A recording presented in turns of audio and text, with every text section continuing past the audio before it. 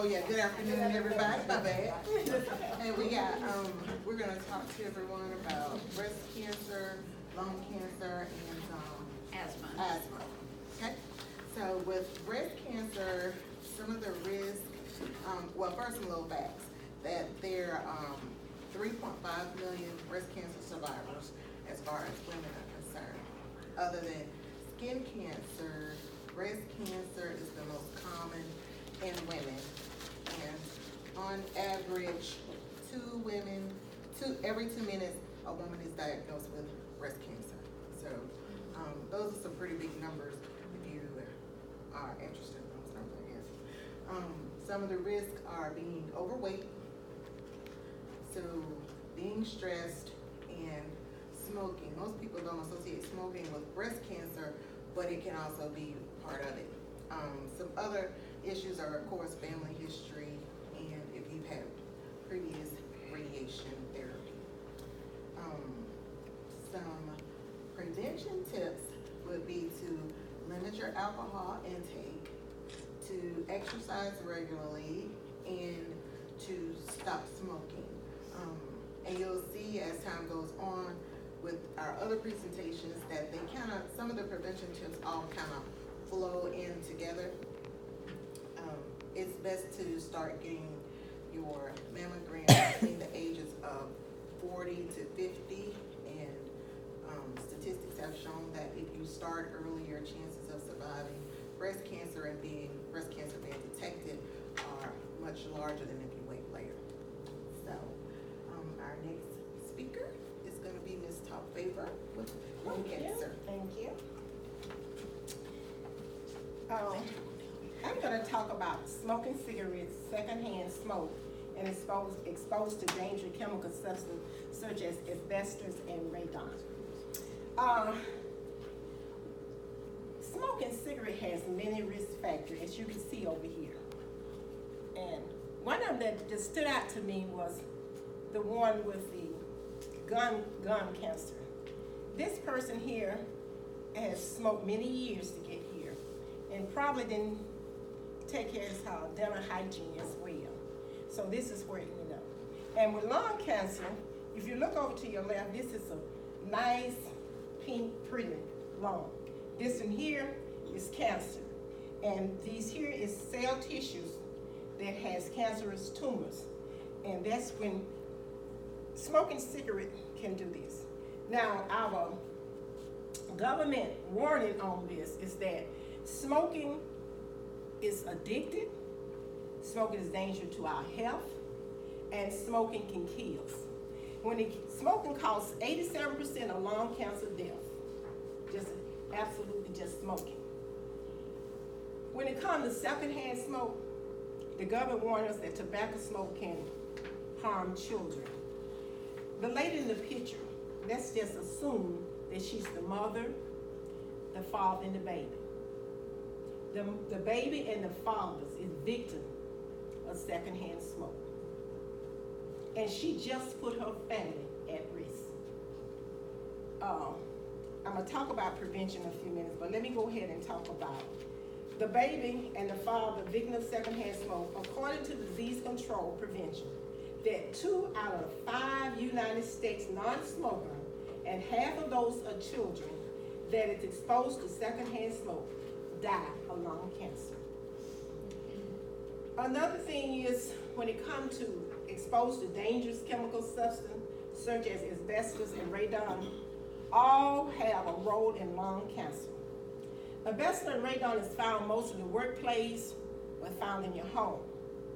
Now, if asbestos is disturbed, if you look at this picture here, get a little bit closer, this is somebody who has taken a towel from the floor. When the asbestos is disturbed, the asbestos fibers goes in the air, you breathe in, it get trapped into your lungs, and if it stay there a long period of time, it can lead to cancer. Now, I don't want to get you upset because as I was researching, it says that if we all have come in contact with some asbestos, but it's in a low level. And when it's in a low level, it's very rare that we'll get sick off of it. And so now let me give you some preventions of these. If you smoke, the lady's saying, quit. I quit. So stop smoking. It's easy to say stop smoking, but the government warned us that it's addicted. So you might have to take some of these prevention here, such as the patch or nicotine inhaler. Also, I heard someone say that they don't work for them, but you have to find out what works for you.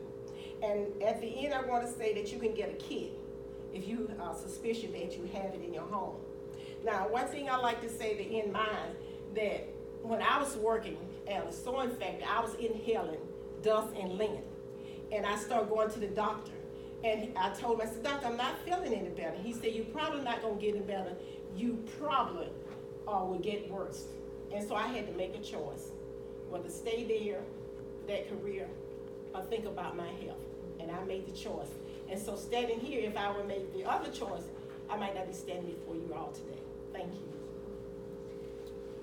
All right, and now I'm going to talk about asthma. My son recently was actually diagnosed with asthma. Never been exposed to secondhand smoke, even though I used to smoke. My father, as a child, was also diagnosed with asthma. But instead of growing out of it, he continued to have it because he's overweight. My papa, my dad's dad, had asthma when he was living all throughout his life. That was caused by his smoking. There are many different risks, but being overweight and being exposed to secondhand smoke and smoking are some of the biggest risk factors. The best way to, the word I'm looking for, to keep it at bay is to take medication. Every night my son has to take this tiny little pill that it helps with his allergies to prevent him from having an asthma attack. It doesn't stop it, but it helps prevent.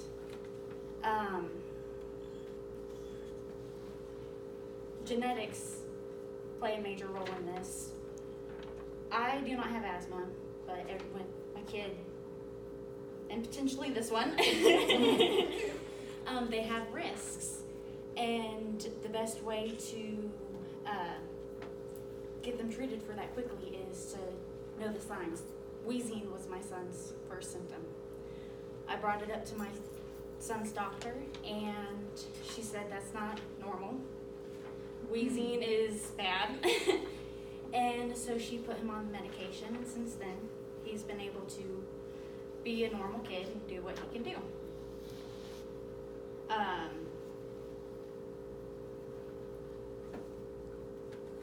many minutes? Okay, in conclusion, being overweight, smoking, and being exposed to secondhand smoke does have a lot of risk factors for all of our conditions. And it is best to eat healthy and stay away from smoking.